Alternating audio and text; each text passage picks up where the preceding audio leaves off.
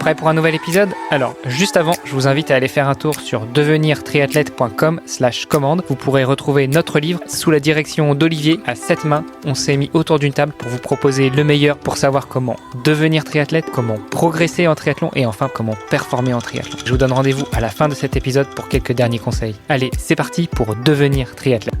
Salut les sportifs, c'est Armano et vous êtes dans un nouvel épisode du podcast Devenir triathlète. Pour m'accompagner dans cet épisode, comme d'habitude, l'ami Olivier de Scooter est avec moi. Salut Olivier. Salut Armano. Alors pour ce soir, on va essayer d'interpeller les gens par leur nom de famille puisque nous avons un invité qui s'appelle lui aussi Olivier, mais Olivier Maria. Salut Olivier Maria. Salut à tous les deux. Olivier l'invité. Nous avons une tradition dans ce podcast, c'est de laisser la parole à notre invité justement pour se présenter en quelques mots, en quelques minutes. Donc dis-nous tout. Qui est Olivier Maria? Que fais-tu dans la vie? Quel âge as-tu? Et quelle est ta relation avec le sport? Eh bien écoute, je m'appelle Olivier Maria, j'ai bientôt 30 ans, j'habite à Lille, je suis designer graphique de formation et de métier et parallèlement à ça, j'anime un site internet dans lequel je parle de régime cétogène et de sport et j'accompagne les sportifs qui souhaitent se lancer dans l'aventure du régime cétogène. Je pense que c'est un petit peu pour ça que vous m'avez invité aujourd'hui. Et en termes de sport, j'ai une très mauvaise nouvelle à vous annoncer à vous et à vos auditeurs, c'est que je n'y connais rien en triathlon parce que je ne suis pas du tout triathlète. Mais je fais quand même 2 sports sur les 3. Donc je fais de la course à pied, du vélo, mais malheureusement je ne nage pas encore. Bon, avec la course à pied et le vélo, on peut de toute façon faire déjà quelques associations, si ce n'est pris indépendamment l'un de l'autre. Exactement, ouais, il y a déjà moyen de s'amuser avec ces 2 sports, donc l'idée après c'est de trouver un certain équilibre entre les deux en fonction des objectifs qu'on se fixe et ça c'est jamais évident en termes d'entraînement par exemple. Bon alors peut-être déjà on va peut-être rester un petit peu sur toi. Tu nous dis que tu pédales et tu cours. Quand est-ce que ça a commencé ta relation avec le sport et à quel moment aussi tu as dérivé un petit peu sur justement cette idée de l'approche nutritionnelle? Alors moi j'ai fait beaucoup de sport dans mon enfance, j'ai fait 7 ou 8 ans de foot entre 8 et 15 ans à peu près je pense. Et après quand j'ai commencé à étudier, j'ai complètement lâché le sport du jour au lendemain pour me focaliser plutôt sur la fête, sur les soirées, ce genre de choses. Le sport étudiant quoi. Le sport étudiant voilà, c'est quand même du sport on fait des nuits blanches mais pas comme en ultra distance en vélo. Donc voilà, j'ai complètement lâché le sport et puis à l'époque j'ai étudié à Grenoble et en fait, à ma dernière année à Grenoble, quand je me suis rendu compte que j'étais entouré de montagnes et que j'avais jamais profité de ce terrain de jeu complètement incroyable, je me suis dit, en fait, tu as beaucoup de chances de partir de partir l'année prochaine. Et il faut profiter des montagnes qui sont autour de toi. Et il faut te mettre au sport. Donc c'est à partir de ce moment-là que j'ai commencé la course à pied. De façon assez bigorexique, si c'est comme ça qu'on dit, hein. Donc voilà, je me suis mis à la course à pied vraiment comme un bourrin, un peu du jour au lendemain, en passant de 0 sport à 4-5 entraînements toutes les semaines. Donc voilà, j'ai découvert la course à pied comme ça. Et du coup, tu t'es blessé dans le process ou pas du tout? Ouais, j'ai eu quelques petites... Parce qu'en général, c'est ce qui se passe quand tu passes de 0 ce qui se passe, ouais. Ouais, sur la première année, non, mais c'est vrai qu'après...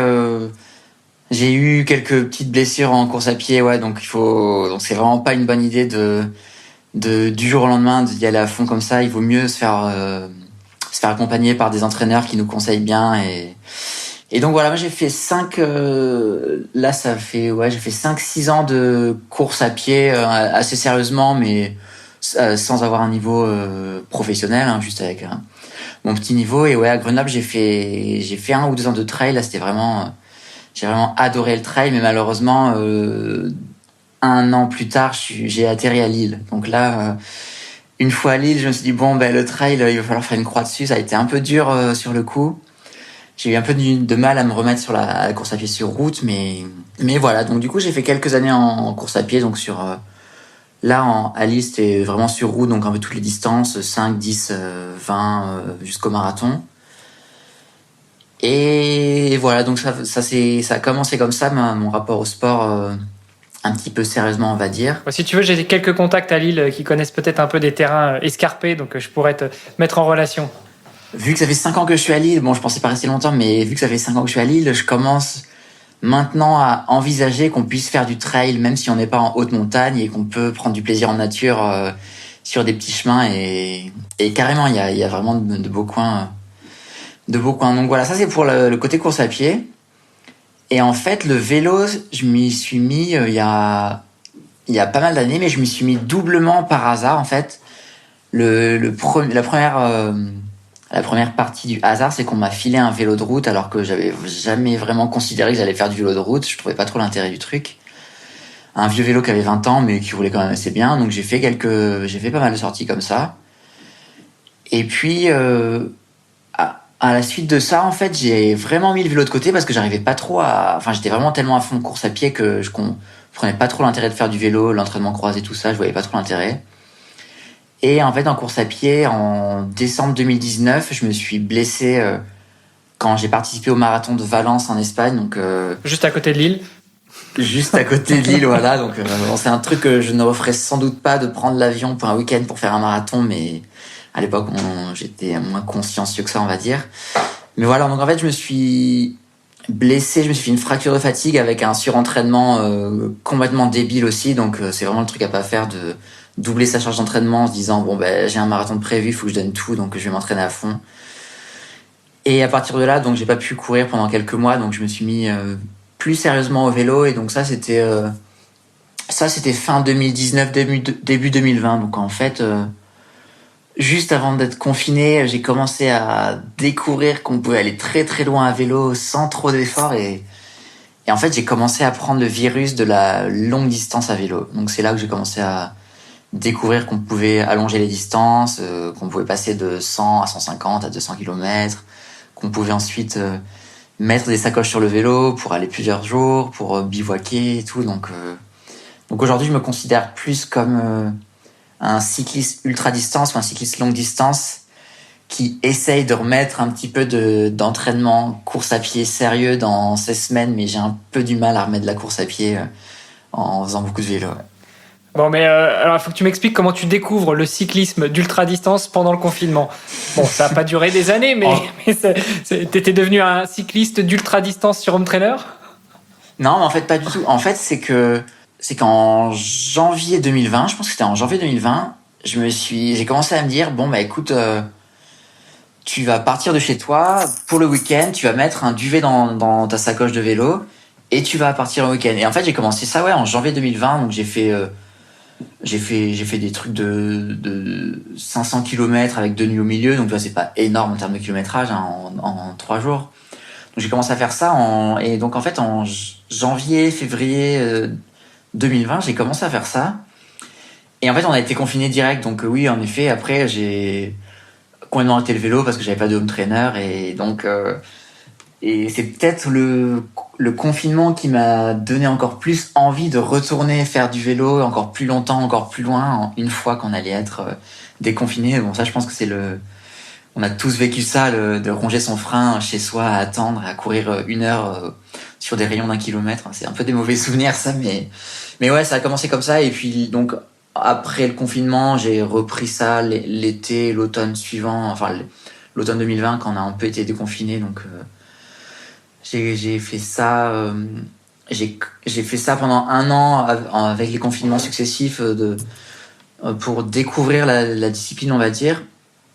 Et à la suite de ça, début 2021, j'ai commencé à réfléchir à ce que je pourrais cocher, on va dire, comme défi, parce que c'était bien de faire des week-ends ou 2 nuits, 3 jours de vélo dans la région en faisant des itinéraires un peu au hasard, mais je commençais à avoir envie de cocher quelque chose comme un triathlète qui coche l'Ironman de Nice. Et ben moi, je me suis dit, qu'est-ce qu'on peut cocher comme aventure de ce type en vélo pendant plusieurs jours. Et en fait, avant de t'inscrire à ce genre d'épreuve, donc tu partais en solo le week-end. Exactement, ouais. T'avais quoi avec toi ? Tu disais un duvet, t'avais pas de tente ou quoi ? Tu dormais En fait, à l'époque, quand j'ai commencé ça, je connaissais rien, j'avais jamais entendu le mot bikepacking parce que c'est vraiment le terme de la discipline. Donc bikepacking, c'est le terme de mettre comme backpacking pour le sac à dos et les randonneurs, mais c'est le truc d'avoir des sacoches, donc ça s'appelle bikepacking. Et j'avais jamais entendu ce terme, j'avais jamais parlé avec des gens de cette communauté, donc en fait j'avais aucune idée de... Tu pensais que t'avais inventé un truc, quoi. Comment dormir. Non, parce que je savais que que le voyage à vélo en itinérance, ça existait parce qu'on a tous l'image de ces Allemands en claquettes qui ont des vélos qui sont chargés, qui font 40 kilos et qui partent en voyage comme ça. Mais je savais pas qu'il y avait une discipline qui consistait à partir en voyage à vélo, mais en mode quasiment compétition ou en mode très léger pour quand même aller vite, quand même rouler jour et nuit.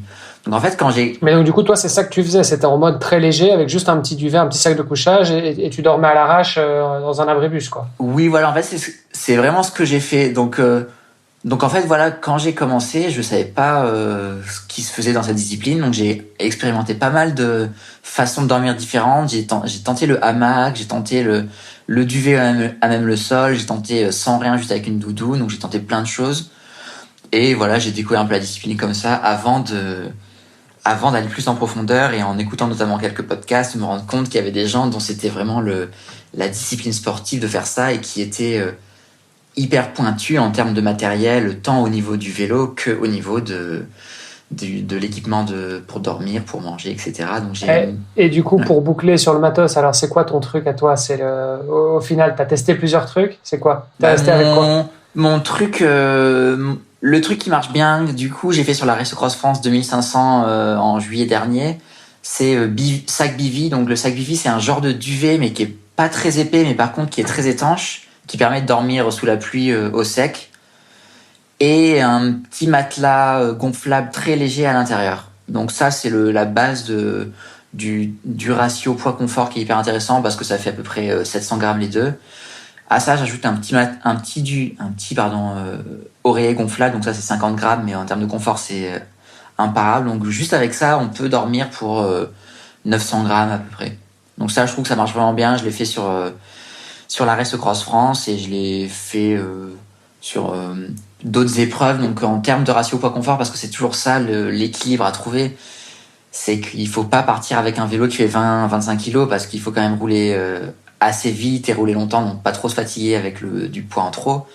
Par contre, un petit peu de confort pour avoir des nuits, même si elles sont courtes, qui soient assez réparatrices, ça c'est hyper important. Donc c'est toujours jouer entre les deux paramètres. Il y en a qui adorent partir avec rien du tout et dormir à même la pelouse, à même le sol. D'autres qui aiment bien avoir des bagages un peu plus de bagages pour être plus confort. Donc voilà. Mais ça vaut la peine quand même de faire vraiment la distinction entre le bikepacking où tu prends un maximum de trucs avec toi et tu vas faire 50, 100 bornes par jour maximum et puis l'ultra vraiment où là tu pars le plus léger possible et tu es plutôt en mode compète, tu veux faire un maximum de distance en un minimum de temps, quoi. Exactement, ouais. En fait, du coup, moi, par rapport à ça, comme je te disais, mon vrai souhait, c'était de commencer à m'inscrire à des courses pour voir ce que c'était concrètement. Et c'est pour ça que je te parlais de la Race Cross France l'année dernière. Donc j'ai participé à la 2500 km. Parce que c'est en fait quelques mois avant de m'inscrire. Et comme je te disais, je cherchais un peu les courses à faire. Je m'étais inscrit à la Race Cross Belgique parce que c'était à 100 km de Lille et c'était la 1000 km. Sauf qu'avec toutes ces histoires de confinement, déconfinement, la course qui devait se passer en mai, donc je m'étais dit, cool, c'est juste un week-end prolongé. Elle avait été décalée en août. Et entre-temps, un mois plus tard, moi, je m'étais inscrit à la Race Cross Belgique parce que je m'étais dit, la Race Cross France, c'est 2500 km, c'est beaucoup trop dur. J'ai pas le niveau, c'est beaucoup trop long, j'ai pas le niveau, et donc je la ferai l'année d'après. Et en fait, avec cette histoire de décalage de course, j'ai décalé la Race Cross Belgique à l'année suivante, donc je vais la faire dans 3 semaines, là. Et à la place, je me suis inscrit à la Race Cross France, donc tout en sachant que ça allait être beaucoup trop dur pour mon niveau, j'étais pas du tout prêt, mais je pars du principe qu'il faut pas attendre d'être prêt à 100% pour s'inscrire à des courses, mais que le fait de s'inscrire à une course, ça te met dans une dynamique qui fait qu'après, tu te prépares un peu plus sérieusement parce que en fait, t'as l'échéance qui arrive, quoi. Donc j'ai fait ça la RAF l'année dernière, que j'ai terminé en un peu moins de 8 jours. Donc l'idée, c'est de la terminer en moins de 10 jours. Donc c'est une course où, en fait, en gros, il faut faire 250 km par jour. Et avant ça, pour préparer ça, j'ai fait Lille-Nice, donc 1400 km à peu près, en environ 5 jours. 5 jours et demi. Et en fait, c'est ce qui est vraiment épatant et ce que j'avais pas imaginé à ce point-là, c'est qu'en fait, le fait de faire une traversée de la France en mode bikepacking léger, rapide, et faire une course de bikepacking là où t'es vraiment avec une organisation qui te suit, avec une balise GPS, avec d'autres concurrents, tu fais que les doubler, les recroiser nuit et jour.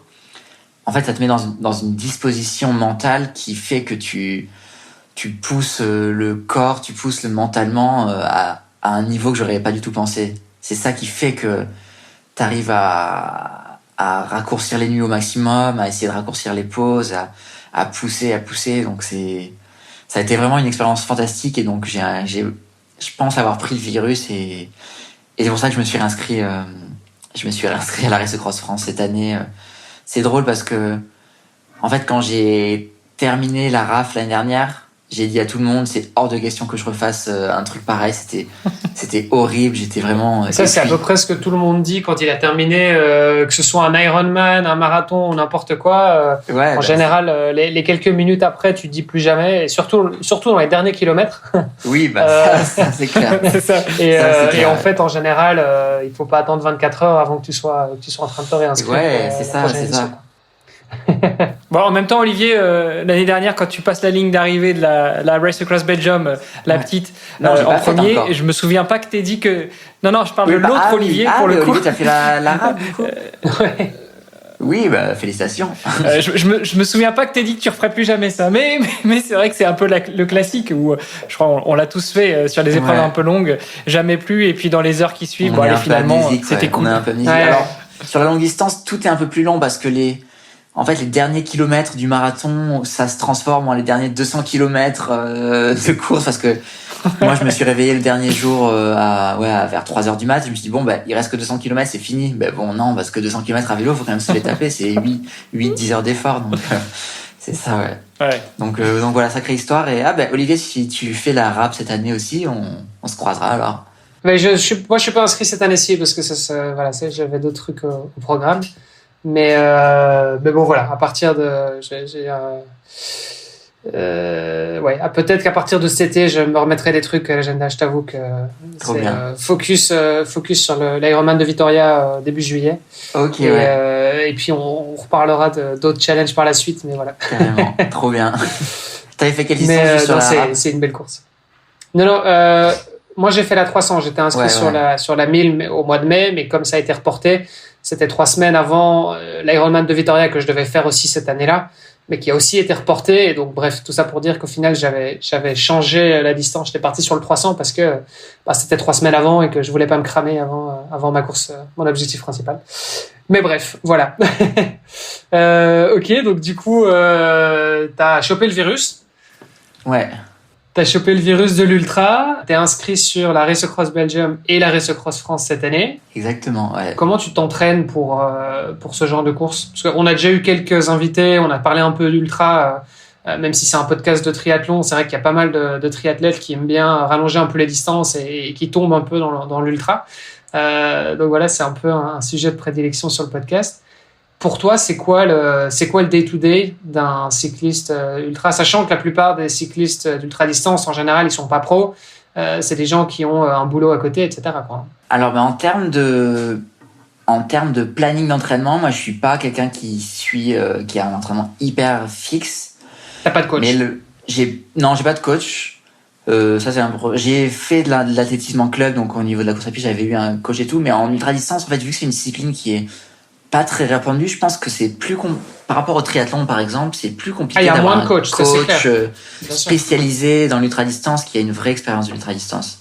Il y en a un, mais voilà, moi je m'entraîne tout seul. Donc en termes d'entraînement, ce que j'avais fait l'année dernière, c'est que j'ai essayé d'avoir entre 200 et 300 km chaque semaine, on va dire. J'ai essayé d'avoir une base d'entraînement hebdomadaire ou au fil des mois qui soit assez stable, mais qui soit pas extrême non plus. On va dire que je faisais pas 1000 km par semaine parce que voilà, en termes de temps à accorder par rapport au boulot, enfin avec le boulot et tout, les journées font toujours 24 heures. Hein. Mais voilà, l'idée c'était de faire à peu près 200-300 km par semaine qui ont augmenté un petit peu au fil des mois, puisqu'en janvier, c'est un peu plus chiant de faire du vélo vu qu'il fait nuit tôt, mais vers mai-juin, là je commençais à faire un petit peu plus. et avec de temps en temps des blocs plus précis bikepacking, où là je me faisais une nuit ou deux, donc 2 jours ou 3 jours de vélo. Et j'ai terminé donc comme je vous disais sur le Nice-Lille que j'ai fait, qui a été on va dire une sorte d'apothéose de l'entraînement, où un mois avant la rave, j'ai fait un test de 1500 km, enfin 1400 km et 5 jours. Ce qu'on appelle le week-end shock. Oui, bah voilà, je pense que ouais, c'est voilà, c'était la c'est semaine exactement choc. ça. Ouais. Donc en fait, c'est des moments qui sont intéressants et qui sont vraiment primordiaux pour tester le matos, pour voir. C'est à ces moments-là qu'il faut vraiment voir qu'est-ce qui va pas. D'ailleurs, en ultra distance, moi, dès que je sors mon vélo, j'ai l'oreille qui écoute le moindre petit bruit. Je réfléchis à la position, je me dis qu'est-ce que je peux améliorer, où est-ce que je peux mettre tel matos dans telle sacoche et tout. Et donc voilà, l'idée c'est de ce type de week-end qui sont selon moi vraiment primordiales. Je veux dire, si on n'a jamais testé 3 jours de vélo, ça sert à rien de faire 10 jours d'affilée, hein, mais si on n'a pas testé 2-3 jours, 2-3 nuits de vélo, en essayant de dormir assez peu, genre on va dire 4-5 heures par nuit max, c'est compliqué en course de comprendre ce que ça fait d'avoir le réveil qui sonne à 2 heures du mat, de devoir repartir en pleine nuit et de repartir avec les jambes complètement explosées. Donc voilà, c'est comme ça que j'ai appréhendé cette course. Donc moi j'avais à peu près 8000 km dans les jambes, je pense, entre janvier et juin, juillet. Donc je sais pas si c'est beaucoup ou pas. Je pense qu'en triathlon, il y en a qui font vraiment 2 ou 3 fois plus. Mais à mon petit niveau, voilà, c'est ce que je conseille surtout dès qu'on me pose la question, c'est de faire un test. Tu pars après ta journée de boulot le vendredi soir, tu roules de 18h à 2h du mat, tu dors 5 heures, tu repars le samedi, tu dors 5 heures et tu reprends le dimanche. Et déjà le troisième jour, le lundi au boulot, quoi. Non, tu fais une grosse sieste le dimanche devant le Tour de France ou devant la Flèche Wallonne, et au boulot tu rentres un peu cramé. Mais voilà, tester. Moi, j'ai une base un peu stable chaque semaine. J'essaie de rouler un petit peu, mais pas non plus trop. Faire quelques week-end shocks, on va dire, et puis ça permet d'avoir une bonne idée de ce que va être la course en fait. Parce qu'après, en fait. Moi, j'ai toujours un peu de mal le premier jour, les premiers, deuxièmes jours, parce que c'est les moments où tout le monde part hyper vite. Moi, à la Race Cross France, on part toutes les minutes 30, il me semble. Moi, au bout de 10 minutes, je me faisais doubler par, toutes les 30 secondes, je me faisais doubler par des mecs qui partaient à balle, quoi. Donc moi, j'ai un peu de mal à partir vite parce que je suis pas très lourd, je suis pas très rapide. Donc j'aime pas trop les 2 premiers jours, mais j'aime bien au bout du 3-4e jour quand on commence à tous être un peu cramé, il faut rouler doucement, mais rouler un petit peu longtemps. Je commence à bien apprécier ce genre d'effort où ton cœur est bloqué à 130 BPM, il peut plus aller plus vite, plus haut. Et donc voilà, c'est pour résumer un peu les entraînements et la façon d'aborder ce genre de course. Ok. T'as des trucs du coup, parce que en soi tu fais du volume. Tu parlais de 8000 km en 6 mois, donc c'est déjà pas mal. Maintenant, c'est clair qu'il y en a qui font plus. Hein. Les pros, ils sont vite à 25 000 km sur l'année. Donc effectivement, mais après, tu l'as dit, c'est les pros. Exactement. Mais donc, du coup, est-ce que tu as des trucs, toi, parce que ça, c'est autant sur l'ultracyclisme ou sur le triathlon, il faut s'entraîner, il faut faire du volume. Tu n'as pas le choix. Est-ce que tu as des trucs, toi, pour trouver le temps, comment tu t'organises? Est-ce que tu fais ça très tôt le matin, tard le soir, sur le temps de midi? Comment tu fais pour gérer un peu ton temps? Alors en fait, moi personnellement, depuis cette année, je suis auto-entrepreneur, je suis à mon compte, du coup j'ai paradoxalement un peu plus de temps, mais j'arrive moins à trouver du temps parce que quand t'as moins de rythme de vie, finalement c'est plus dur quand on a moins un rythme d'employé vraiment hyper carré chaque jour. Ce que j'aimais bien l'année dernière quand j'étais salarié, que j'avais des horaires de bureau assez classiques, c'est que je faisais une fois dans la semaine, à peu près le vendredi, où je partais rouler à 6h du mat. Je roulais de 6h à 8h45 pour commencer le boulot à 9h, donc ça me faisait à peu près... j'arrivais à caler à peu près 80 km comme ça le matin, vraiment à la fraîche. j'allais beaucoup courir le midi, donc sur la pause midi et 2, enfin avec 1 heure de pause, j'allais courir. Je faisais ça à peu près 2-3 fois par semaine. Je me douchais à l'arrache au lavabo et je bouffais un peu à l'arrache sur mon bureau. Ouais, en fait, t'as des gens qui croisent, enfin t'as des coureurs, notamment des ultra coureurs qui croisent avec le vélo. Toi, t'es plutôt à l'inverse. Tu fais de la course à pied pour croiser avec tes entraînements vélo. C'est un peu ça. C'est que j'essayais de.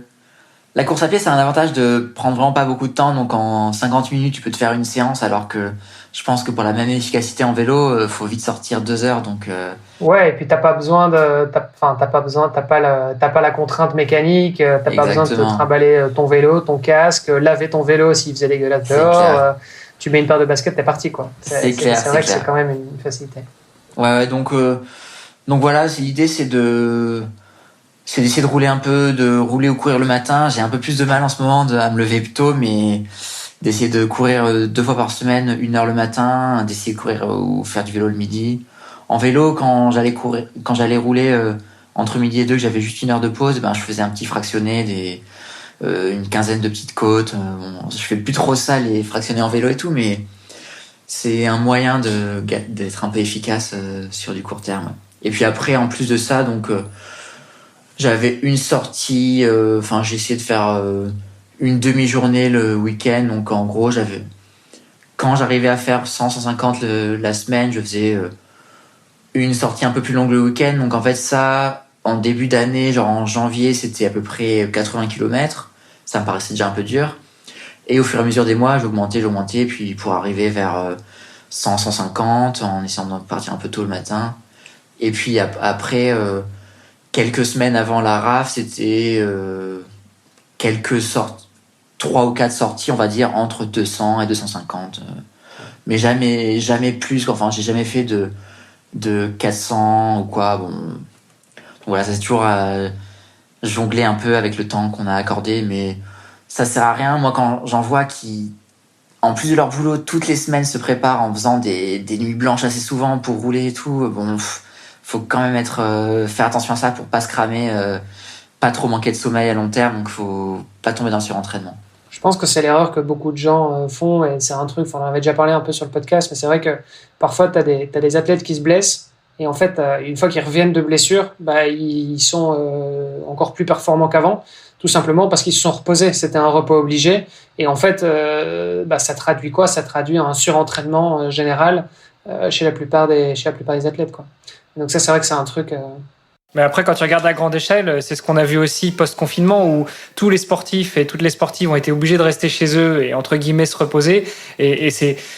au début, on craignait que les résultats allaient être médiocres post-confinement, mais finalement, ils ont été bien meilleurs qu'avant parce que les gens se sont reposés, quoi. Ouais, les gens étaient moins cramés. Et toi, du coup, alors à l'approche d'une compète comme ça, si tu es aligné sur une course, un 1000 ou un 2500 km par exemple, j'imagine tu fais une période d'affûtage. Elle dure combien de temps ? En fait, je suis plus souple qu'en course à pied ou quand je préparais des marathons ou des semis ou quoi. Je me disais allez, la dernière semaine tu coupes complètement, tu fais 2 footings et tu fais la course le week-end. Ce que j'aime bien avec la longue distance en vélo, c'est que c'est beaucoup plus souple et en fait il y a moins de prise de tête à se dire tu t'affûtes tant de temps. Moi je le fais un peu naturellement. Je vais pas faire le bourrin 10 jours avant, 2 semaines avant, mais je me prends pas trop la tête avec ça. Je vais ralentir l'effort, je vais pas trop rouler la dernière semaine, mais en fait, je peux pas trop te dire. C'est vraiment plus souple. En fait, c'est vrai que c'est des milieux en termes de quand on discute entraînement, quand on discute stratégie et tout.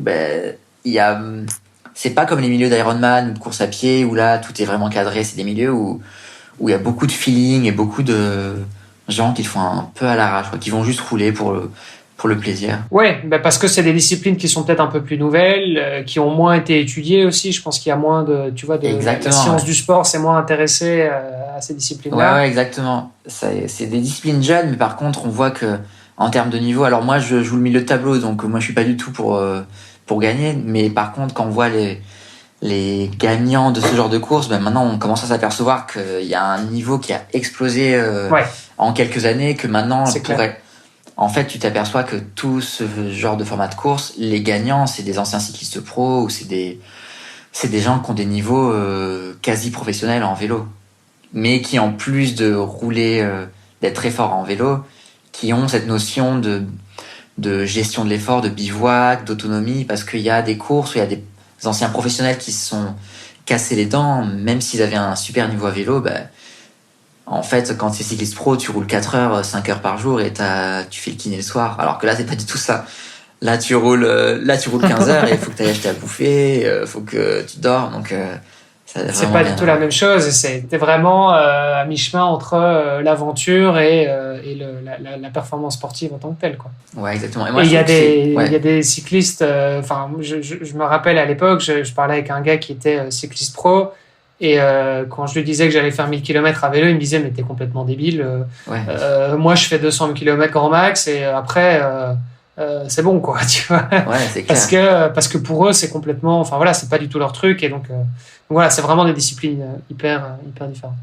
Carrément. Puis après, t'en as d'autres qui tombent complètement dans l'excès. Je prends l'exemple de Stéphane Le Nieric, qu'on n'a pas encore eu sur ce podcast-là, mais avec qui j'ai déjà pu échanger, ou ancien cycliste pro, et maintenant, c'est quand même une star de l'ultracyclisme. Oui, voilà, quand je parlais d'anciens pros, qu'il faut avoir un niveau de pro pour jouer la gagne dans ces courses, je pensais par exemple à Steven. Oui, voilà, c'est des gens qui ont un niveau sportif qui est carrément dément. Et en plus de ça, ils arrivent à faire à dormir une demi-heure par nuit. Donc c'est assez fou. Ouais. Okay. Bon, en dehors de ça, en dehors de la préparation physique, notamment pour l'ultra-distance, il y a aussi une chose qui compte pas mal, c'est l'alimentation.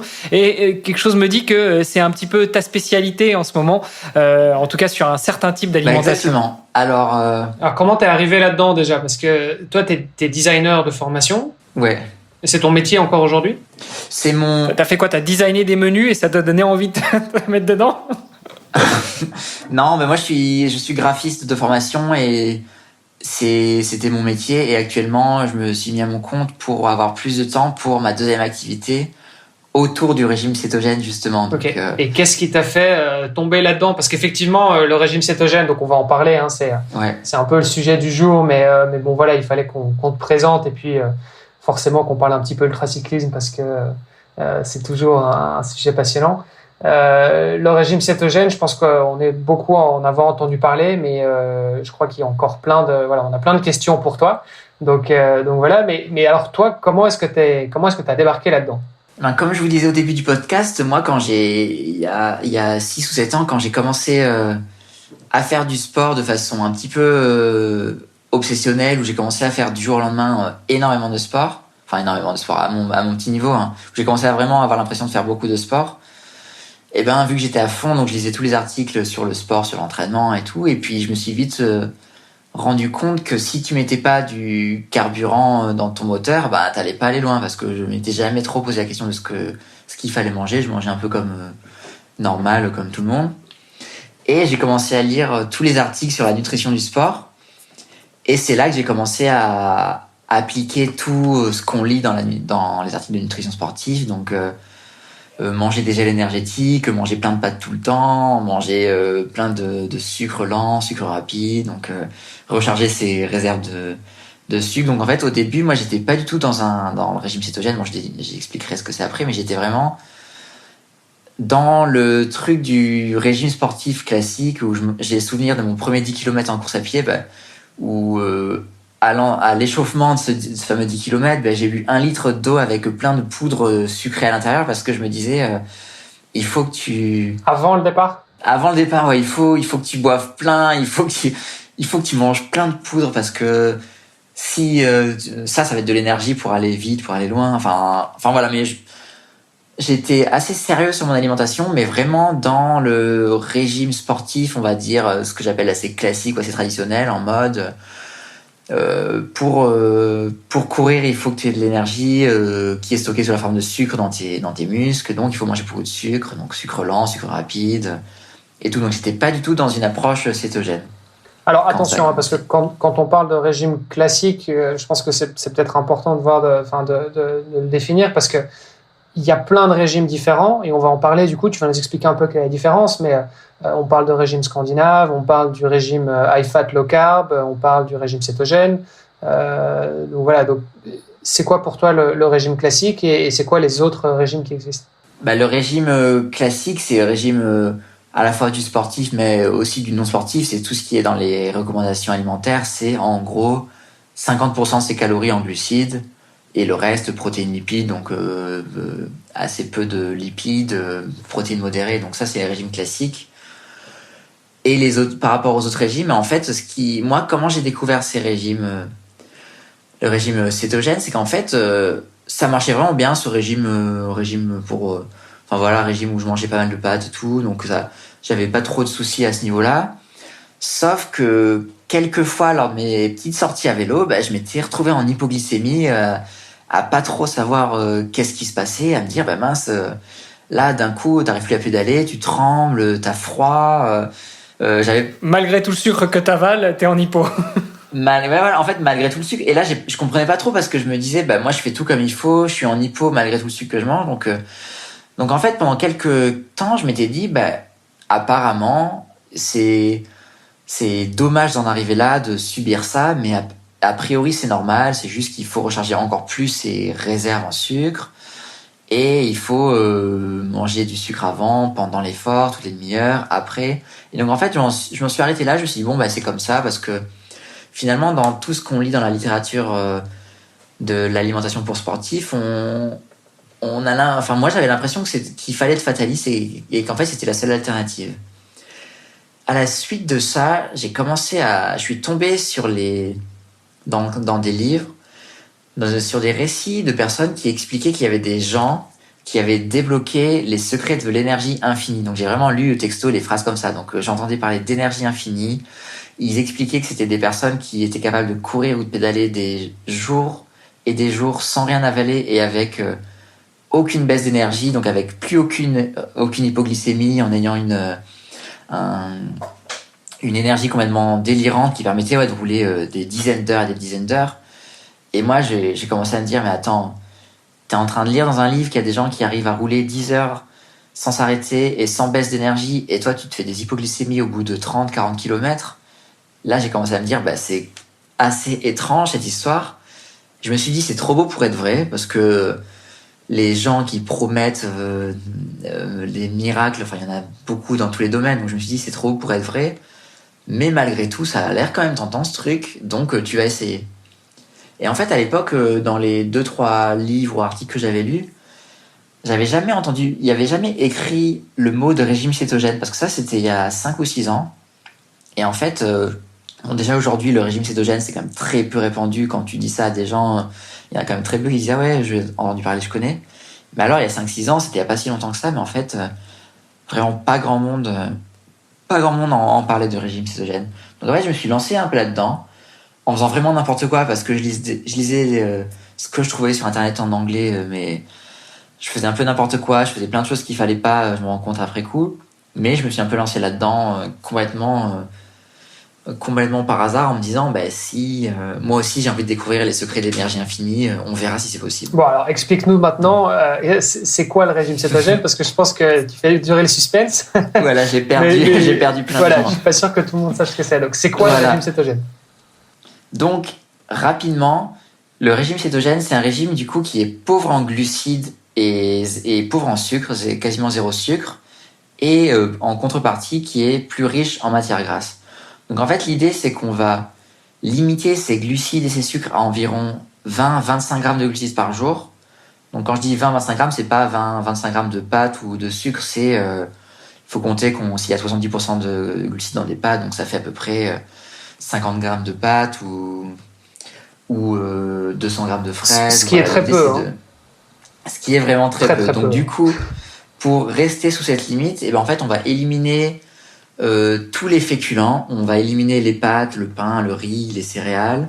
On va éliminer les jus de fruits, les sodas, les pâtisseries, les viennoiseries, tous ces genres de choses. Et en fait, au quotidien, les repas, ils ressemblent à quoi? Ils ressemblent à des légumes cuits ou crus, avec des protéines, donc de la viande, des œufs, du poisson, et le tout avec des bonnes matières grasses ou avec de l'huile d'olive, du beurre. On peut manger de la crème, contrairement à tout ce qui est dit. Donc on mange du fromage, on mange des oléagineux, donc des noix, du chocolat, plus de 90%. Donc voilà, c'est un régime qui est on arrête les pâtes, on mange plus de fruits, on mange plus de légumes, plus de matières grasses, on mange des protéines un peu à tous les repas.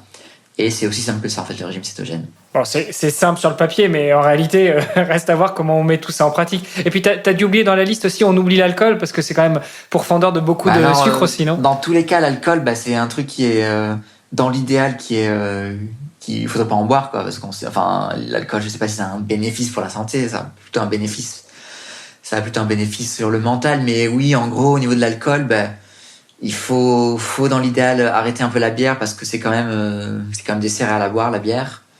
On peut plutôt boire du vin blanc sec ou du vin rouge parce qu'il y a quelques grammes de glucides par verre, mais voilà, si tu bois un verre ou deux. Et puis après, ce qui est assez intéressant, c'est que la vodka ou tous ces alcools secs, ils ont 0 glucides, mais par contre, ça te déglingue quand même ton foie et il faut surtout pas en abuser. Donc voilà, ça c'est pour le régime cétogène. Et en fait... Alors, attends, je te coupe, mais parce que tu parles du régime cétogène, il y a aussi un régime qui s'appelle high fat, low carb, en anglais, donc haut en graisse et bas en glucides. Est-ce que c'est la même chose que le régime cétogène ou est-ce que c'est différent? Et quelles sont les différences? C'est la même chose. En gros, le régime dont tu parles, c'est le régime HFLC, donc High Fat Low Carb. Exact. Donc pour beaucoup de graisse, peu de glucides. En gros, c'est le régime cétogène. Mais après, dans le régime cétogène, c'est un des régimes de la famille des régimes pauvres en glucides. Et parmi les régimes pauvres en glucides, donc il y a le régime cétogène qui est un des plus stricts parce qu'on parle de 20-25 grammes de glucides par jour. Mais il y a d'autres alternatives plus souples comme le régime low carb qui lui est plus autour de 100 grammes de glucides par jour. Donc tu vois, 100 grammes par jour, c'est plus souple et tu peux manger plus de fruits par exemple, tu peux manger des oléagineux, des oléagineux ou alors des légumineuses, il y a pas mal d'alternatives plus ou moins strictes, plus ou moins souples.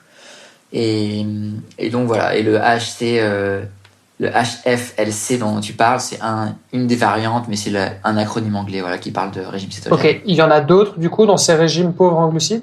Après, il y a plein d'alternatives et il y a plein de régimes un peu cousins. On parle aussi beaucoup du régime paléo, qui lui est une alternative qui est pauvre en glucides, on va dire naturellement, parce que c'est un régime qui fait une croix sur les céréales, mais qui lui, à l'inverse, accepte les fruits, accepte le miel par exemple, parce que c'est des aliments qu'on pouvait trouver dans le paléolithique. Donc voilà, ça c'est un autre... Oui, donc juste pour peut-être définir, le régime paléo, c'est bien des ingrédients qui sont accessibles dans leur état brut naturellement, mais qui ne proviennent pas de l'agriculture. Exactement. Le régime paléo, c'est un régime qui est basé sur ce que mangeaient les chasse, humains pêche, quoi. Exactement, avant l'agriculture, donc cueillette, chasse-pêche, comme tu dis. Et c'est un régime qui est intéressant parce qui explique que l'homme a vécu 99% de son temps en tant qu'espèce sans agriculture. Bon, après, il y a plein de questions qui se posent parce que forcément, les aliments qu'on mange aujourd'hui, leur qualité, c'est pas la même que un animal qui gambadait, les fruits, c'est pas forcément la même qualité, etc. Mais voilà, c'est des régimes qui sont assez intéressants aussi. Ouais, puis cueillette, chasse-pêche, à l'époque, on cueillait plus qu'on pêchait et qu'on chassait. Donc, je pense qu'il y a ça aussi à prendre en compte dans un régime paléo. Exactement. Il n'y avait pas de parking et de béton dans tous les sens. Donc on vit pas dans la même société, c'est clair. Juste une précision aussi, vu qu'on parle des noms des régimes. On est bien d'accord, le régime cétogène, c'est le mot en français, et en anglais, on va plutôt parler de régime keto. Finalement, c'est la même chose, c'est juste une question de traduction. C'est exactement ça, ouais. C'est régime cétogène ou keto. Keto pour ketogenic diet. Et en fait, pourquoi ces régimes s'appellent comme ça?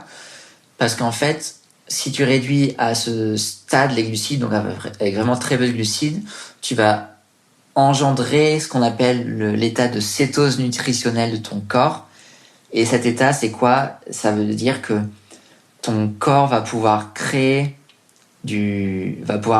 gérer son taux de glucose dans le sang et le glucose qui va être nécessaire au cerveau à l'aide de corps cétoniques. Donc c'est pour ça qu'en fait on appelle ça régime cétogène, parce qu'en fait le corps, vu qu'il n'a pas assez de glucides pour créer le glucose dont il a besoin, c'est un peu compliqué, c'est parce qu'il y a une différence entre les glucides que tu ingères et le glucose qui est nécessaire au corps, et ben le corps en fait il utilise les matières grasses qui transforment en corps cétoniques, et ce sont ces corps cétoniques qui vont servir de carburant pour l'organisme.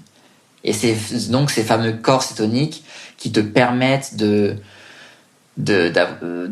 qui te donnent l'accès à l'énergie infinie, comme j'expliquais, puisqu'en fait le principe c'est que au lieu d'être sur un mode où ton carburant c'est le sucre et t'en as en gros 2000 calories en toi dans les muscles, et ben ton carburant c'est tes matières grasses, et quand tu débloques cette énergie qui sont les matières grasses, et ben tu as 50, 100, 150 000 calories en toi.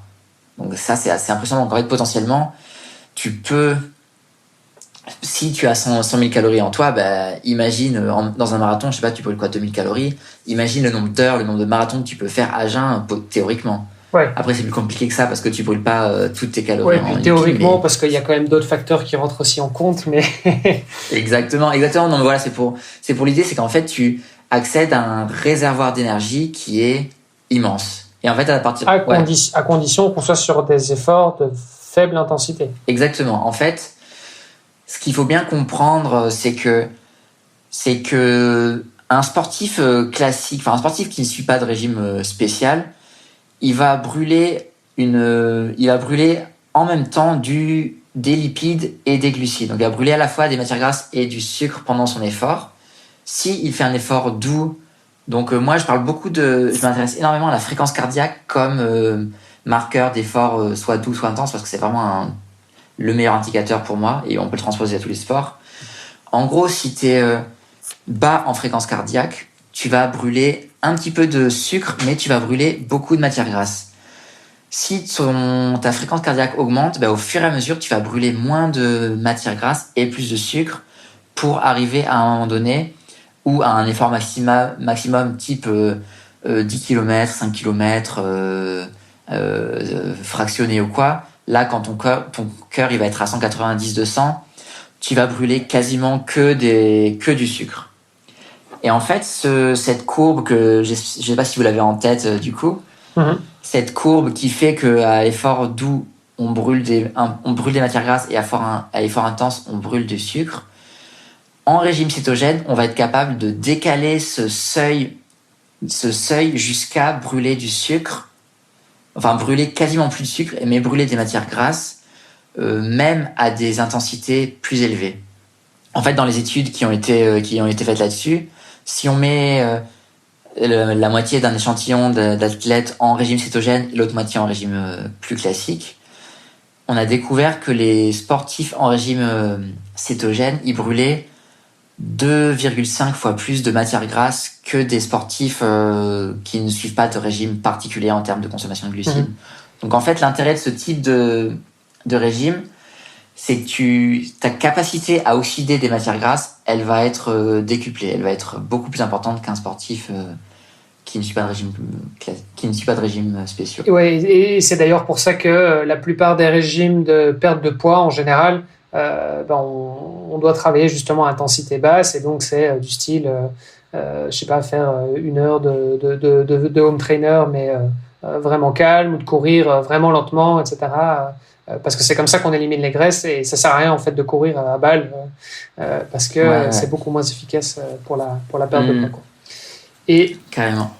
À moins que tu veuilles compenser après chaque sortie avec une petite barre chocolatée, et là dans ce cas-là t'as intérêt à aller cramer un petit peu de sucre au début, non? Ouais, en fait voilà, l'idée c'est de pas aller choper des barres chocolatées, et en fait c'est tout l'enjeu du régime cétogène, c'est vraiment de soigner ce qu'on appelle la céto-adaptation. Donc c'est en gros le premier mois pendant lequel tu vas apprendre à ton corps à changer de carburant, et c'est hyper important comme phase.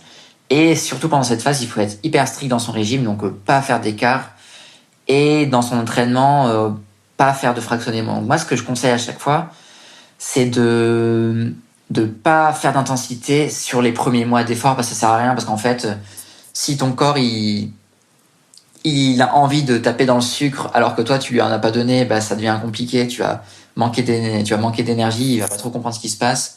Donc voilà, l'idée c'est de rester à basse intensité. Et moi d'ailleurs, ça fait Là, ça fait depuis septembre que j'ai quasiment pas fait d'intensité parce que je m'étais intéressé à des entraîneurs, notamment en triathlon, qui ont développé des théories d'entraînement à dominante à basse intensité, qui sont quasiment exclusivement à basse intensité.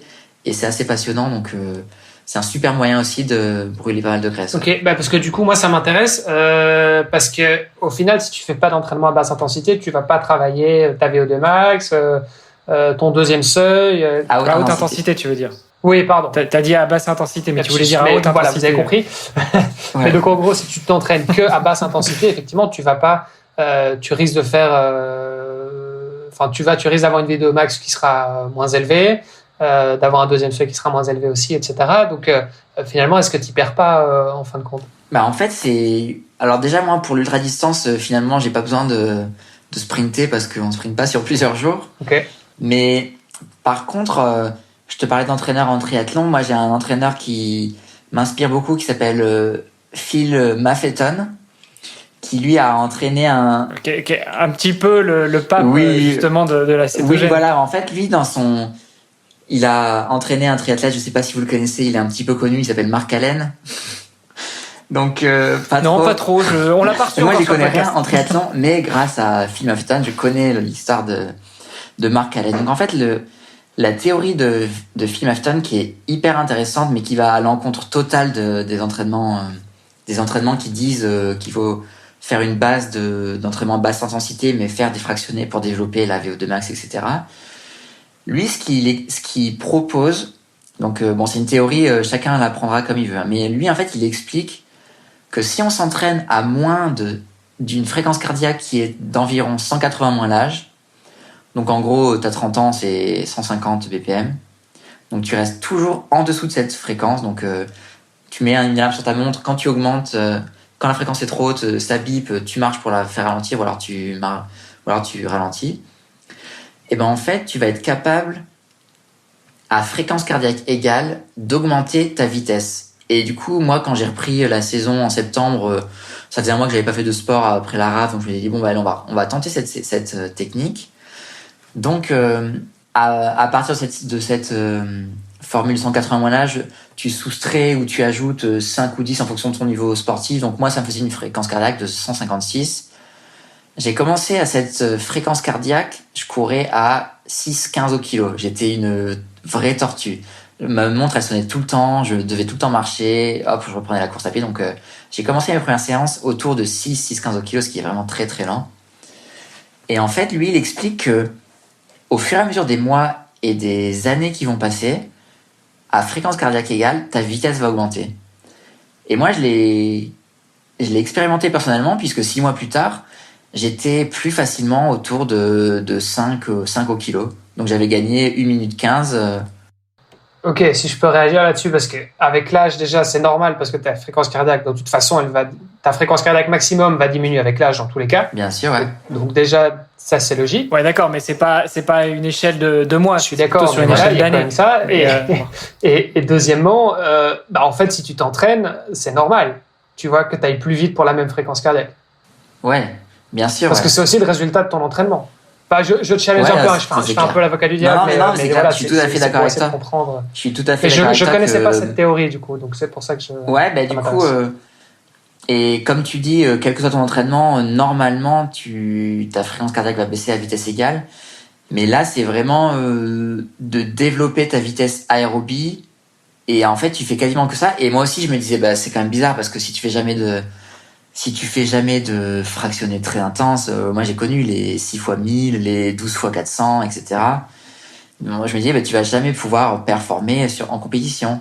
Et en fait, c'est là où je vous parlais de Mark Allen, c'est que justement, Mark Allen, il était allé voir à une période de sa carrière où il gagnait pas de course, il avait pas fait grand chose, il avait pas fait de résultats notables, et il est allé voir Phil Maffeton parce qu'il se blessait tout le temps.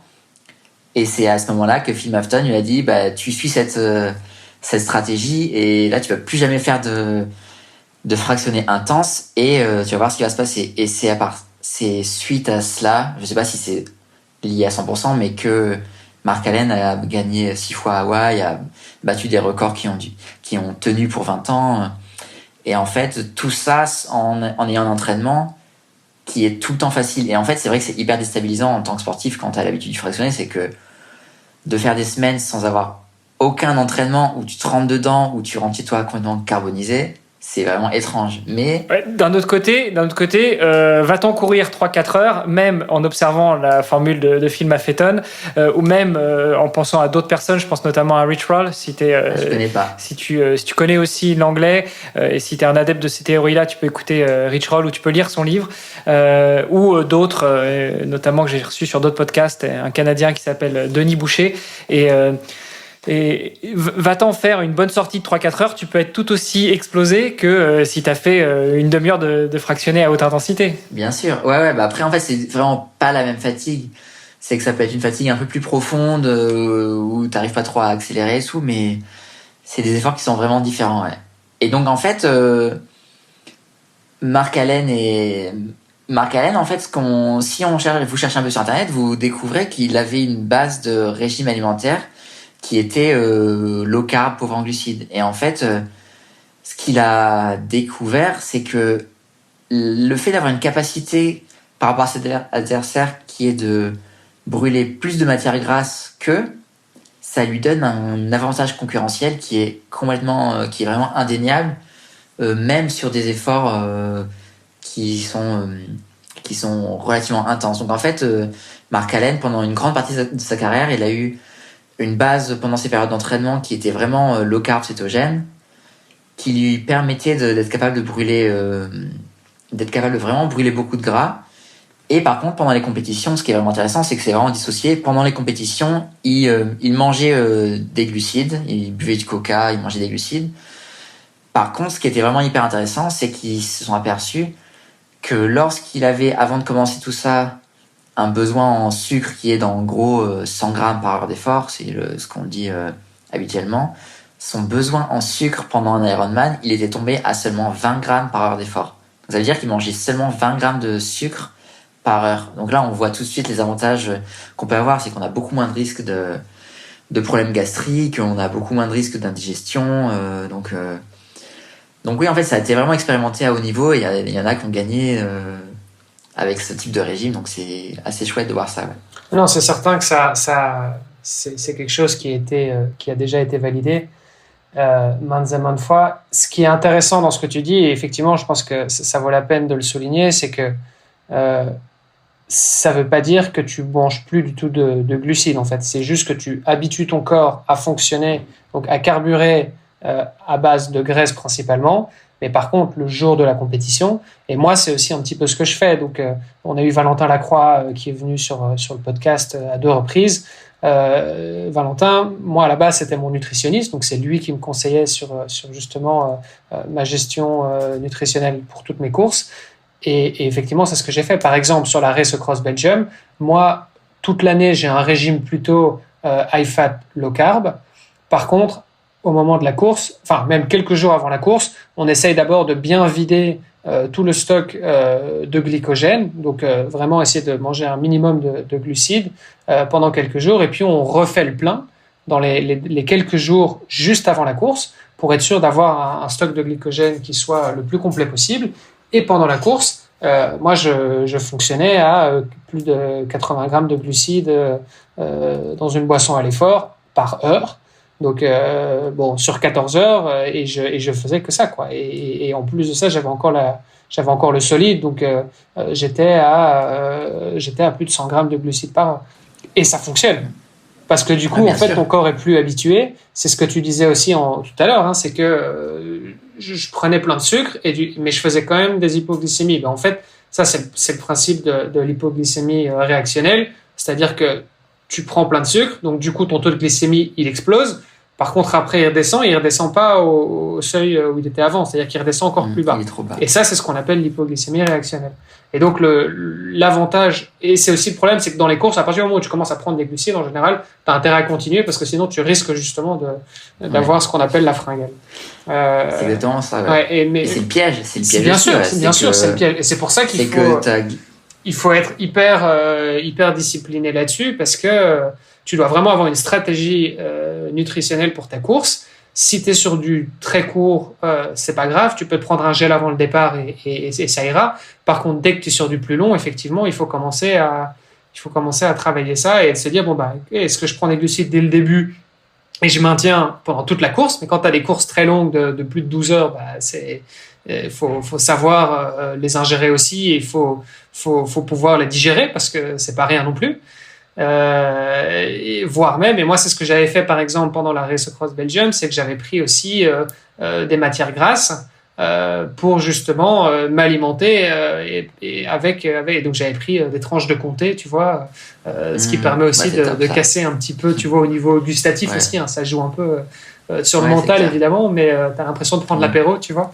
Mais ouais, effectivement c'est pas mal. Et d'ailleurs il y a aussi, et je pense que t'en as déjà parlé un petit peu sur ton blog, il y a des marques de nutrition qui sont vraiment spécialisées régime cétogène, ou en tout cas qui font des barres, etc., orientés lipides exclusivement, quoi. Ouais, exactement, ouais, c'est des... Je sais pas si j'ai le droit de citer une marque, mais en tout cas, c'est des produits... Ah, vas-y, on n'est pas à la radio. Hein. Moi, j'adore Olifat, et c'est des produits qui marchent bien, qui marchent même hyper bien, et en fait, c'est une base de purée d'oléagineux, donc... amandes, noix de Grenoble, noix de macadamia, et avec un petit peu d'huile de coco, quelques arômes, donc cacao ou d'autres arômes.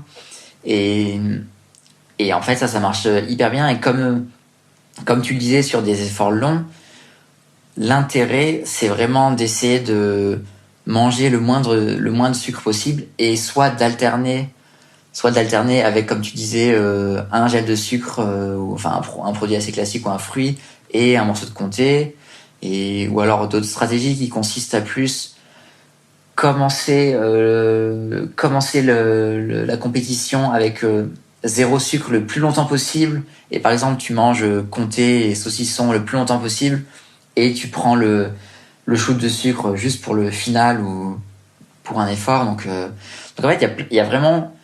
ce qu'il faut retenir, c'est qu'il n'y a pas une stratégie qui marche. Il y en a vraiment de très nombreuses. Mais une stratégie qui est vraiment intéressante, c'est de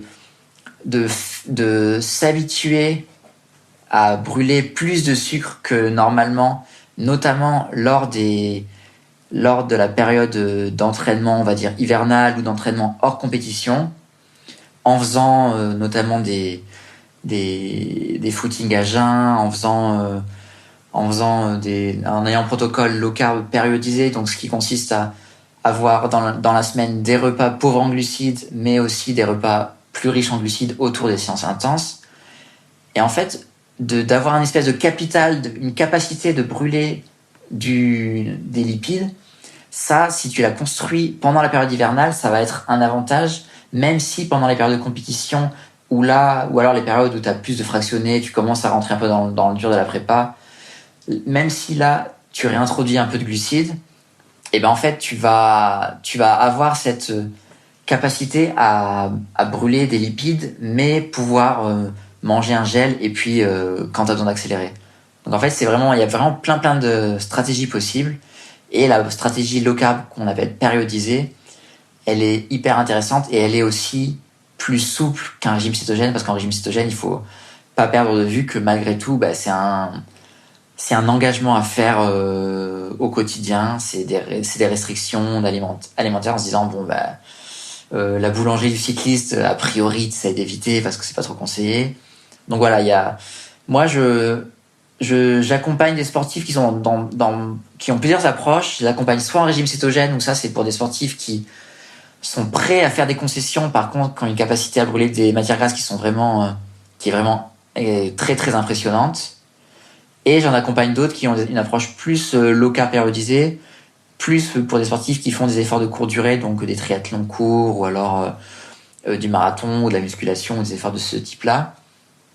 Et là, une approche low carb périodisée, où c'est un mix entre des repas pauvres en glucides et des repas plus riches en glucides, ça marche hyper bien. Donc toutes les approches sont intéressantes. Fais gaffe, tu risques d'en vexer quelques-uns quand tu dis des distances courtes comme le marathon, à mon avis. Non, marathon c'est un peu à la limite, parce que t'es t'es en termes de fréquence cardiaque, en termes d'intensité d'effort. Non, mais bien sûr, tout est relatif. Si tu compares effectivement à l'ultracyclisme, oui, le marathon, c'est court. Et oui, 3 heures d'effort, 3-4 heures d'effort, bon, c'est l'échauffement, quoi. Oui, voilà. Maintenant, bon, pour ceux qui viennent de l'athlétisme, pour eux, le marathon, c'est déjà un truc. Et je crois que pour beaucoup de gens, d'ailleurs, le marathon, c'est déjà un truc assez hardcore en termes de distance. Donc, c'est une belle distance. Donc voilà, c'est relatif. Carrément. Ouais, j'ai fait le marathon de Paris, là, je me suis un peu cassé les dents dessus, donc ouais, faut surtout pas il faut la respecter. Il faut la respecter, ouais. Ok. Qu'est-ce que j'allais dire? Oui, alors on parle aussi du régime scandinave. Tu peux nous en parler un petit peu? Alors, le régime dissocié scandinave, c'est une autre approche qui est en fait, qui est vraiment plus sur du court terme, en fait. C'est que moi, en régime cétogène, c'est plus une approche on va dire, sur l'année, sur plusieurs mois. Le dissocié scandinave, c'est plus la semaine avant ta compétition. Tu vas faire 3 jours zéro glucide. Enfin, tu vas faire 3 jours en mode low carb, sans manger de pâtes, sans manger de pain, sans manger de sucreries, pour vider tes stocks de glucides. Et les 3 autres jours avant la compétition, donc je sais pas, jeudi, vendredi, samedi, là tu vas faire une recharge en glucides, mais vraiment à fond. Donc là tu vas manger énormément de glucides dans l'idée de recharger au maximum tes réserves pour la compétition. Oui, donc c'est un peu ce que je disais tout à l'heure, c'est ce que j'appliquais. Ouais. Mais après ça, scientifiquement, je sais pas trop si ça a été validé ou quoi, mais je sais pas trop ce que ça vaut. J'ai pas d'expérience là-dessus. Okay. Mais en tout cas, ça c'est que ça a 30 ans, 40 ans, ce régime, c'est connu. Ouais, et moi, je voulais aussi mettre en garde. Alors, évidemment, on parle de beaucoup de choses. On donne pas des conseils forcément sur tel ou tel régime ou sur telle ou telle approche.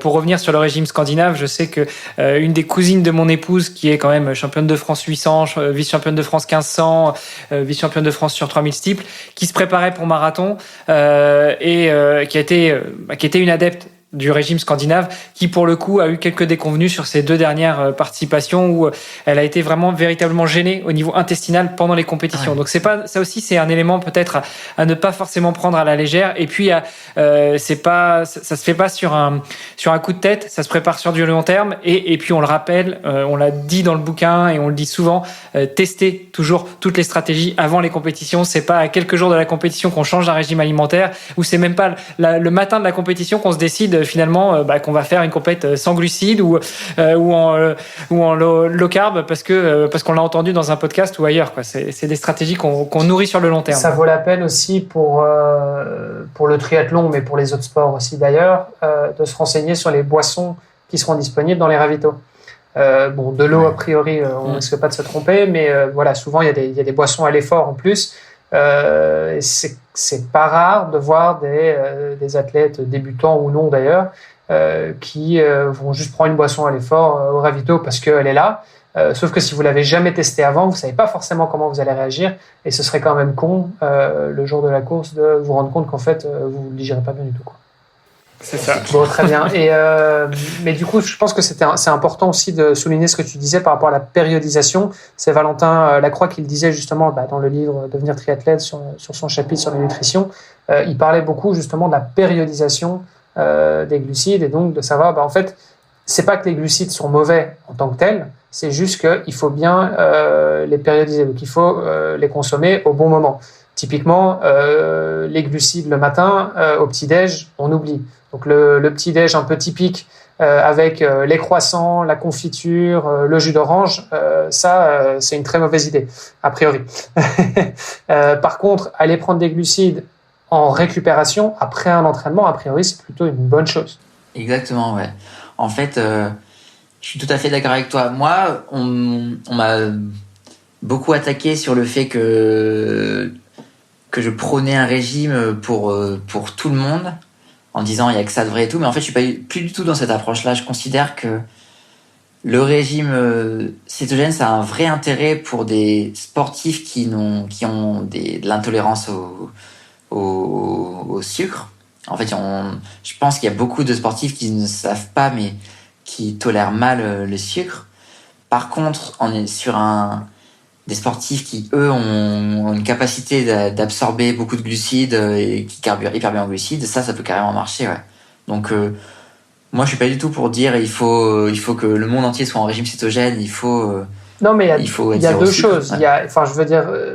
Il y a le côté confort digestif et comment est-ce que mon corps réagit aux différents aliments, etc. Et puis il y a le côté performance. Et donc, a priori, côté performance, ce que la science et la nutrition a l'air de dire, en tout cas, c'est que il vaut mieux effectivement périodiser les glucides et pas s'empiffrer de sucre, etc. Et voilà. Et donc, comme quoi la pasta party la veille, c'est pas forcément une bonne idée. Et voilà. Donc, il y a pas mal de légendes urbaines. Bon, voilà. Après, je dis pas qu'il n'y a pas débat et il y a peut-être des gens qui réagiront après ce podcast en me disant vous avez dit n'importe quoi. Non, je pense pas, mais je pense que c'est un sujet assez contradictoire, donc on risque d'avoir des retours, mais justement. C'est clair, mais l'idée, moi, ce qui m'intéresse là-dedans, c'est d'ouvrir les possibles, en fait, se dire aux gens, il y a plein de stratégies. Maintenant, faites vos courses et essayez, et prenez celles que vous avez. Donc, c'est pour ça que je disais, moi, ce qui m'intéresse, c'est de montrer que le régime cétogène, ça peut marcher. Il y a de la science là derrière. C'est un fonctionnement métabolique qui est tout à fait naturel, qui n'est pas dangereux si c'est bien suivi. Par contre, il faut pas faire n'importe quoi. Et ça, c'est impossible. C'est que si tu vis ta vie de sportif avec des gels énergétiques à longueur de journée et que ça marche, tant mieux. Sinon, essaye autre chose, c'est possible, quoi. Mais c'est vraiment, je suis contre le fait de se dire le régime cétogène, c'est la seule voie possible. Enfin, ça m'intéresse pas du tout, quoi. Oui, non, je suis d'accord, il faut pas être dogmatique. Et puis, encore une fois, chacun réagira un petit peu. Et puis, on a tous un historique aussi différent, hein. Je veux dire, t'as mangé d'une certaine manière pendant 20, 30, 40 ans. Forcément, tu changes du jour au lendemain. Ça va pas forcément fonctionner pour toi. Mais bon, voilà, en tout cas, c'est quelque chose qui est intéressant. Ok, est-ce qu'il y a des choses qu'on n'a pas abordées du coup par rapport au régime cétogène? Écoute, je pense que c'est assez clair pour une intro. Après, c'est vrai si on veut creuser, on pourrait parler pendant 10 heures, mais pour pas trop faire peur aux gens et pas trop perdre tout le monde, je pense que c'est une bonne approche. Si vous voulez brûler des matières grasses, go cétogène. Mais l'idée, c'est qu'on a tous un intérêt, quel que soit son régime alimentaire, à apprendre à brûler plus de matières grasses qu'on ne fait d'habitude. Ça, c'est c'est un avantage pour toutes les sorties sportives qui est complètement indéniable. Et après, pour cela, il y a énormément d'alternatives possibles, de stratégies, mais c'est passionnant comme domaine. J'imagine qu'il y a souvent des objections un peu classiques en fait, si je peux plus manger ni de pain, ni de pâtes, ni de riz, en fait, je mange quoi, tu vois? Donc, bon, tu l'as dit, hein, c'est des protéines, des légumes, voilà. Mais bon, c'est vrai que dans la cuisine, on va dire un peu traditionnelle, en tout cas chez nous, enfin en Europe occidentale, c'est vrai que les glucides sont quand même hyper présents. Bien sûr, ouais. En fait, en termes de vie sociale, c'est vraiment des nouvelles habitudes à prendre. C'est que, par exemple, en famille, si on cuisine des légumes avec de la viande et du riz, on va dire toute la famille mange les trois choses et puis moi je vais juste prendre les légumes et la viande et je vais laisser le riz. Ouais, mais s'il y a un spaghetti bolo, tu fais quoi? Ouais, s'il y a un spaghetti bolo, je fais des spaghettis de courgettes. Ah ouais, d'accord. À la bolognaise. Donc après, mais du coup, tu dois te mettre en cuisine. Enfin, je veux dire, c'est vrai qu'il y a un côté un peu. Mais bon, ça, c'est le cas de tous les régimes.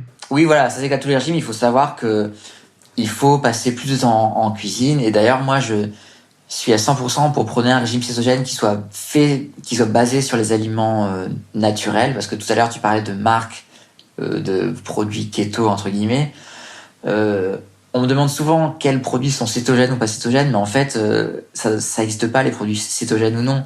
C'est que pour moi, un bon produit, il n'a pas d'étiquette, il se trouve au marché, il se trouve chez le primeur. Ah non, mais ça, on est entièrement d'accord. Non, moi quand je faisais allusion aux produits, c'était plutôt les gels, l'équivalent des gels, mais en lipides. Ouais, bien sûr. Non, mais voilà, c'est que d'un point de vue de la vie sociale, il faut être conscient qu'il va falloir s'adapter.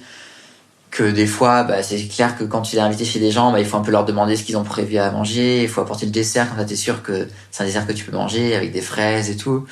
Mais voilà, il faut être conscient que c'est une discipline à apprendre. Mais après, au bout de quelques semaines, quelques mois, c'est comme tous les régimes, comme les régimes végétariens ou quoi. Alors, un dessert Un dessert cétogène, ça ressemble à quoi du coup? Parce qu'un dessert sans sucre, c'est vrai qu'en général, on associe souvent le dessert avec un truc sucré. Ça ressemble à quoi un dessert cétogène? Alors, en régime cétogène, il existe des édulcorants qui remplissent bien la fonction de goût sucré. Par contre, c'est vrai que je conseille toujours de se déshabituer du goût sucré, donc en essayant de limiter au maximum les édulcorants, parce que d'un point de vue de la santé, bon, c'est pas très naturel et tout.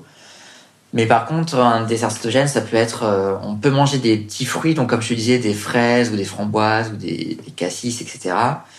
Et en termes de farine, on peut remplacer les farines de blé par des farines d'amande, des farines de coco, farine de lupin, et avec ça, et avec du chocolat à plus de, on va dire, 85-90% de cacao, on arrive à faire des petits desserts assez sympas, donc qui marchent, qui sont assez bons. Ouais. De toute façon, juste pour rigoler un peu, mais tu dis que le régime cétogène, enfin tous les régimes de manière générale, ça va être une adaptation au niveau social. Mais de toute façon, dès que tu mets un peu ultra devant n'importe quel sport, ultra cycliste, ultra triathlète, ultra runner, t'as plus de vie sociale. On est bien d'accord. Bah, en fait, c'est un tout, c'est que il faut savoir pourquoi on fait tout ça.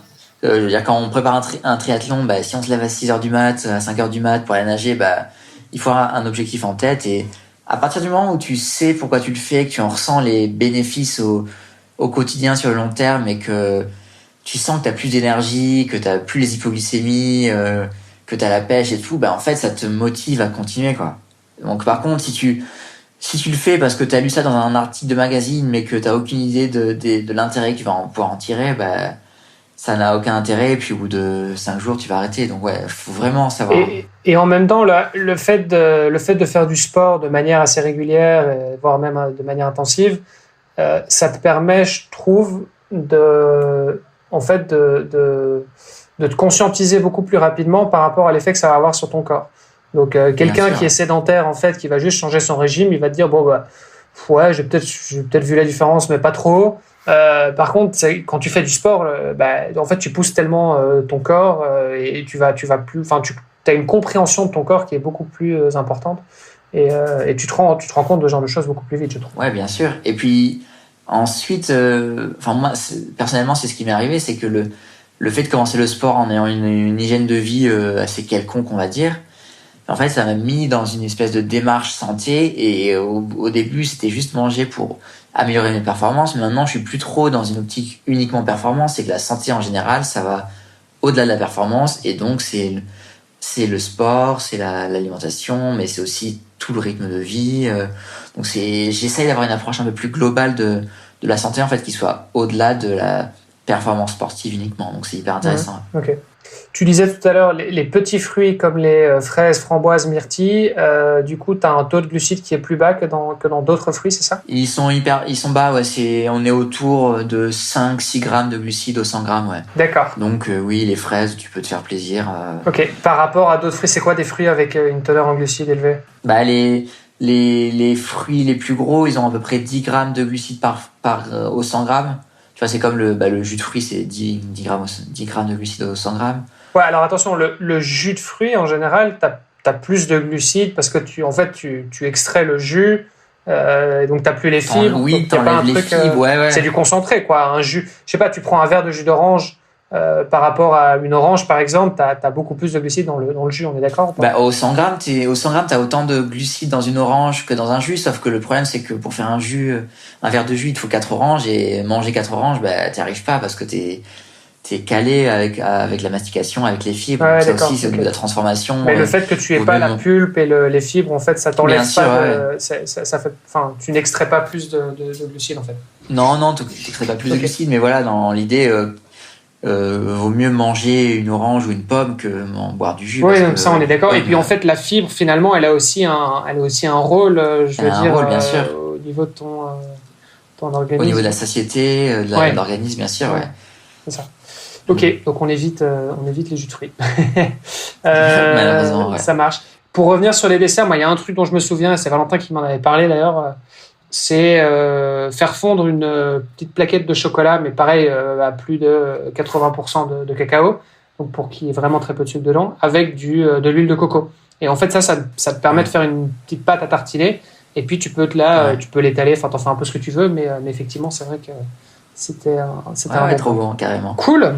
Bon, je pense qu'on a fait un bon tour d'horizon. Tu voulais dire quelque chose, Armella ? Ouais, tu nous disais tout à l'heure, Olivier, Maria, cette fois-ci, que tu accompagnes des sportifs. Du coup, si on souhaite en savoir plus sur le régime céto, sur le régime keto, sur d'autres types de régimes, en tout cas les régimes low carb, où est-ce qu'on peut retrouver des infos et où est-ce qu'on peut rentrer en contact avec toi ? Et du coup, je vous encourage à aller sur mon site internet, donc c'est lowcarbfrenchy.com, ou alors me suivre et m'envoyer un petit message sur Instagram ou Facebook, donc c'est lowcarbfrenchy. Normalement, si vous tapez sur Instagram Olivier Maria lowcarbfrenchy, vous me trouvez. Et donc sur mon site internet, du coup, j'ai pas mal d'articles qui expliquent un peu tout ça dans les détails, si ça vous dit de creuser. Et puis après, sur Instagram, c'est plus mon quotidien, mes sorties, mes compètes, mes petites balades à vélo. Et donc, ça serait avec plaisir que je répondrai à tous vos messages. Et donc, si vous voulez venir me voir. Cool, super. Et puis, normalement, pour terminer le podcast qui s'appelle Devenir triathlète, je pose à notre invité la question essentielle qui est comment devenir triathlète. Pour toi, on va la modifier un petit peu, mais ce serait comment devenir un ultra cycliste ? Et c'est tout simplement prendre son vélo, rouler, et puis au fur et à mesure des sorties, rouler de plus en plus longtemps et pas de plus en plus vite parce qu'il faut pas aller vite, mais il faut aller longtemps. Donc juste profiter des paysages et prendre sa journée sur le vélo. Surtout que là, on arrive dans les beaux jours, donc les journées vont être longues. Donc ça va être magnifique. Je suis assez d'accord avec toi. Finalement, c'est vrai que j'allais m'entraîner un jour avec un ancien triathlète pro qui m'avait dit en fait profite du moment quand tu t'entraînes, parce que il y a un moment tu t'entraînes, tu fais tellement d'heures, tu fais tellement de volume, c'est un truc qui est tellement présent. Enfin voilà, et si tu le vois vraiment comme une corvée, c'est pas forcément, voilà, ça va pas être facile à gérer mentalement. Par contre, si tu le vois comme un moment de kiff et tu te dis regarde le petit coucher de soleil, les oiseaux, enfin tu vois, t'essayes un peu de faire de pleine conscience pendant ton entraînement. Bon, pendant si tu fais les intervalles, c'est toujours un peu plus délicat effectivement, mais dès que t'es un peu plus sur du long, essaye de profiter de kiffer du moment présent, et à rien à faire, ça facilite énormément les choses, surtout quand tu fais du volume. C'est clair, ouais. Je suis tout à fait d'accord avec toi. Cool. Merci Olivier, merci pour tout ça. Et écoute, moi je te donnerai rendez-vous au départ de l'Arabe parce que je serai quand même là. Il y a mon papa qui participera, donc voilà, on aura l'occasion de se croiser et continuer la discussion. Et je passerai peut-être faire un petit coucou avec aussi. Plaisir, ouais. Tu viendras nous voir. Merci à vous Super. deux. Merci beaucoup. Salut les gars. Ciao. Merci d'avoir écouté cet épisode jusqu'au bout. N'oubliez pas de rejoindre notre groupe Facebook pour discuter avec les invités, commenter et poser vos questions. Et Olivier et moi, nous vous répondrons dans un prochain épisode. À la semaine prochaine. Salut les sportifs.